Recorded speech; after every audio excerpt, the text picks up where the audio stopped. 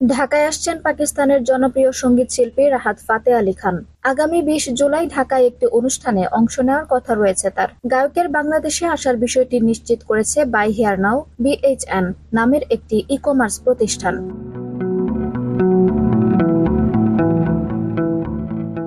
মঙ্গলবার ৯ জুলাই প্রতিষ্ঠানটি social media Facebook পেজে এক পোস্টে জানায়, আগামী ২০ জুলাই রাহাত ফাতে আলী খানের সুরেলা কণ্ঠে মুগ্ধ হওয়ার জন্য চলে আসুন। আর ক্যাপশনের সঙ্গে একটি কয়েক সেকেন্ডের আগের পরিবেশনার ভিডিও জুড়ে দেওয়া হয়েছে। প্রতিষ্ঠানটির গ্রাহক সেবা নম্বরে যোগাযোগ করা হলে customer manager Faisal Ahmed Johnny বলেন, সঙ্গীত শিল্পী রাহাত ফাতে আলী খান ঢাকায় আসার কথা রয়েছে। আগামী ২০ জুলাই আমাদের একটি অনুষ্ঠান পারফর্ম করার কথা রয়েছে তার।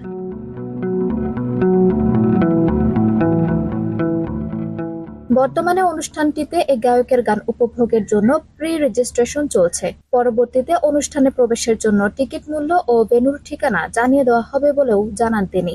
এর আগে গত ৭ জুন বলিউড তারকা অর্জুন রামপালকে একটি ফ্যাশন শোয়ে আমন্ত্রণ জানিয়েছিলেন প্রতিষ্ঠানটি।